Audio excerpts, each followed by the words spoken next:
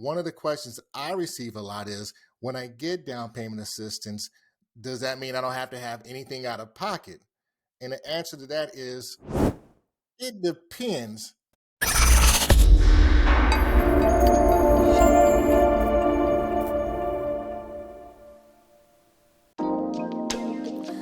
Good morning, everybody. Welcome to the Zoom Room podcast with TR McCarthy, aka TR the Loan Guy, aka the Mortgage Goat, mortgage broker for Sceptre Mortgage. How you doing today?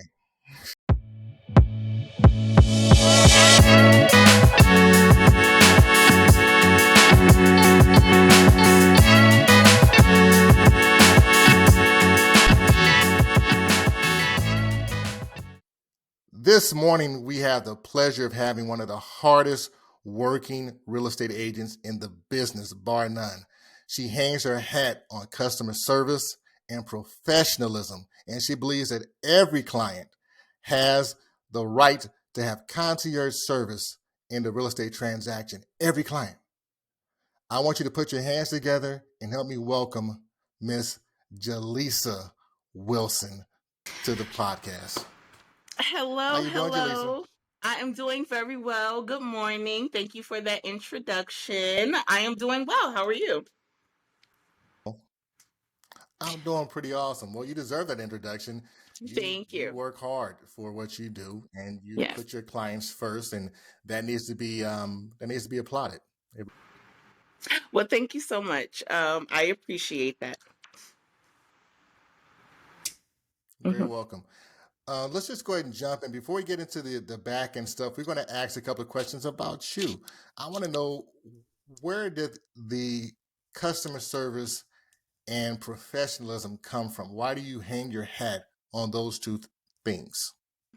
So for me personally, with me being a real estate agent, I feel like from talking to different people, from my open houses, from potential home buyers, even home sellers, I find that being a realtor, we don't have the best reputation for quality of customer service. A lot of times I hear that realtors can be really salesy and kind of pushy. So what I bring different to the table is I just want to be more patient. I just want to be more detail oriented with my clients. I pride myself on great customer service because that's what's important to me. When I'm supporting businesses, entrepreneurs, that's like their quality of customer service is something that I look at to see if I'm going to be a returning customer. Sometimes, you know, I support a business for their customer service, even if I find better products elsewhere. I always go to the business, the person who is just great with customer service. So that's what I pride myself on as well. Amazing, amazing. I always say this. We always like to tell management or when someone's not doing a great job, but I pride myself on telling management when they do a great job. And so, like you said, that customer service, that professionalism, and from what I understand about you, going above and beyond is not something that's infrequent, but it is your norm. Would you agree with that? Yes, I would agree with that I actually. love it. So all of my life, I've been told that I just have a reputation of being a good friend, and I feel like with being a good realtor, you have to be a good friend, because I just go above and beyond just based off of what I'm feeling in my heart. Whether I get something out of it or not, sometimes I just do things if I feel like the person needs that service or that favor or whatever the case may be. So yeah, I will say, being a good friend helps me be a great realtor. I agree with that. I wholeheartedly agree with that. So let's ask this question now. You've been a real estate agent. You have multiple clients coming in. Can you please tell me, what are you working on currently? What I'm working on currently is just getting my marketing together, my social media, just more organization with my video content, with my the information that I'm providing to my clientele. I'm just trying to figure out how often to post, which content is needed. I'm asking a lot of questions on my social media. I'm taking a lot of polls because I want to hear what the people are concerned about, what they're having issues with as far as getting a home in this market. I know that the media and the news in general kind of makes it scary for people to think about buying a home right now. So, what I'm trying to do is focus on solutions. We already know what the concerns are. We already know the fear that buying a home in this market has. So, I'm just thinking of partnerships and resources that I can bring of value to my clients. So that's what I'm focused on right now, solutions. Well, that is amazing. That's great to be focused on. I always say the same thing: partnership, partnership, partnership, because as you know, as an Mm-hmm. agent, you don't have all the answers like that. And as a lender, I don't have all the answers. When we work together in harmony, that's when everybody wins.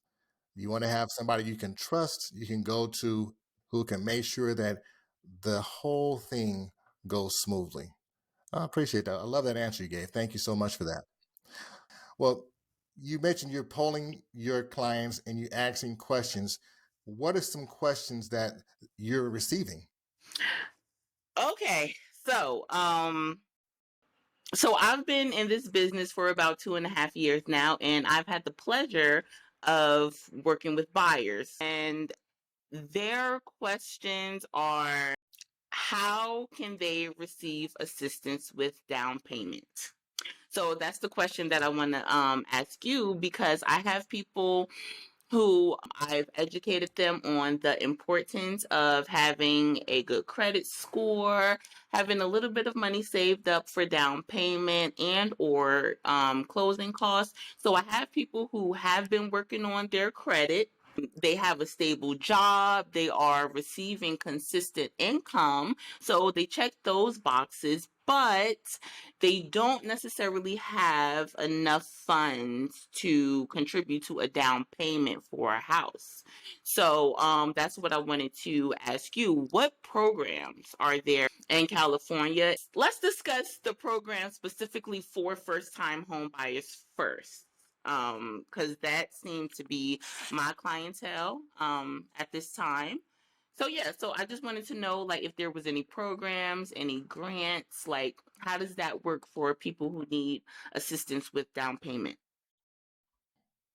Well, that's a great, great question. And there are many down payment assistance programs out there. Whether they have funds still available or not is one thing, but there are many out there. The one I'll talk about today is the one that I personally use the most, which is the Cal HFA or Cal HAFA. Okay. And with that, you have, of course, the conventional side of that, you have an FHA side of that, and you have a VA portion of that as well. Most people who are coming in a lot of times go with the FHA version of the Cal HFA grant. And so what that means is they will provide 3.5% for down payment. That's what the minimum FHA down payment is 3.5% on a loan of the purchase price. And the Cal HFA will give you that 3.5%. I'm going to piggyback on that because one of the questions I receive a lot is, when I get down payment assistance, does that mean I don't have to have anything out of pocket? And the answer to that is, it depends, but 9 times out of 10, no, you still have to come in the game with some money. And the reason why that is because, yes, they will give you the 3.5% for the down payment.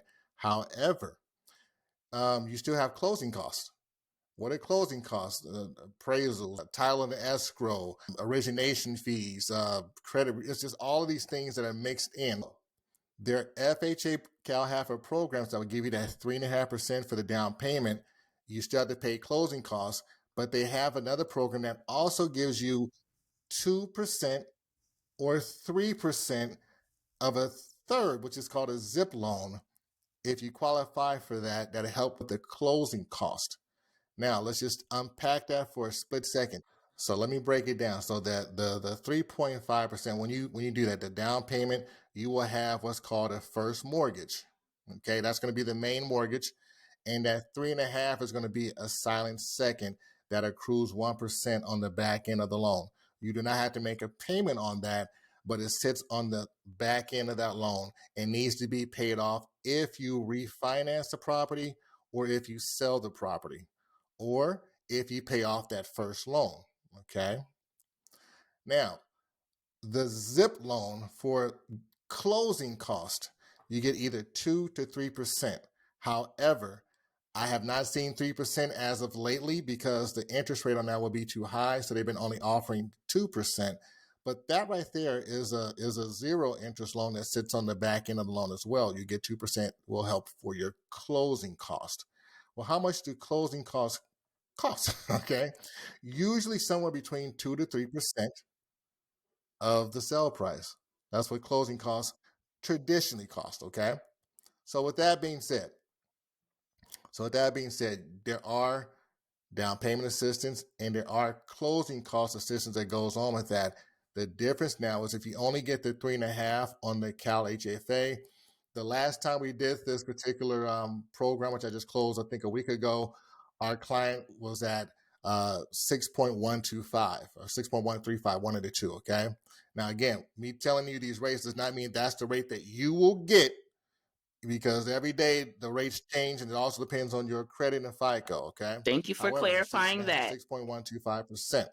Yes. Absolutely. I'm not Thank you for offering anybody clarifying. credit right now. This is just for this is just Just for for an explanation example. purposes. Yes. However, Yes. if we would have went with also that extra 2% for closing costs, it would have gone from 6.125% to roughly 7.125%, a whole percent more, which would have priced my client out of his home.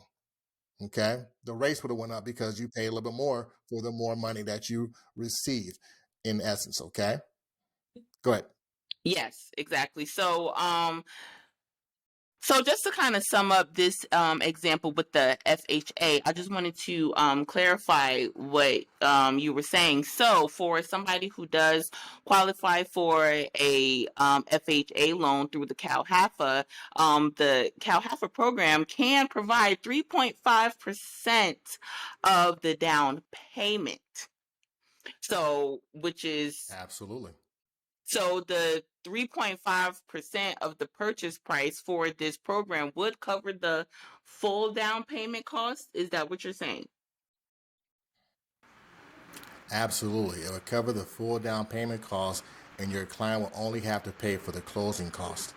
So would you Yes. mind explaining just in the more simplest terms the three loans that with this particular program for a buyer who does qualify for FHA loans. Can you just explain the three loans that are possible to help them with the Absolutely. closing costs really quickly, please? Absolutely. So the first loan is going to be the actual first mortgage. So let's just say you have 3.5% as your down payment.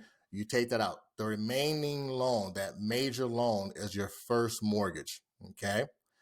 The second loan, which is the silent second, is the my home, the Cal Half of My Home loan that actually gives you that 3.5% for the down payment. So that's the second loan. The third loan, which is completely optional, is if you want to have 2% at this point, because there's no 3% right now, but the 2% for closing cost. And so that is the Cal HFA zip loan that you can also have. So that's a total of three loans that we're talking about here, okay?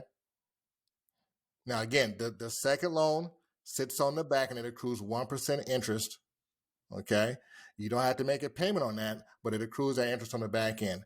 The zip loan is a zero interest loan that sits on the back. That's the third loan. And again, those two loans need to be paid off if you refinance the first, sell the property, or you pay off that first over the course of the loan, then those other loans become due. Did that answer your question? Yes, yes, it does. Thank you so much. So, a buyer who did qualify for these loans will not have to pay them back monthly. They would only have to pay back what they owe on the second and third loan if they sell the property or if they refinance. Exactly. Absolutely.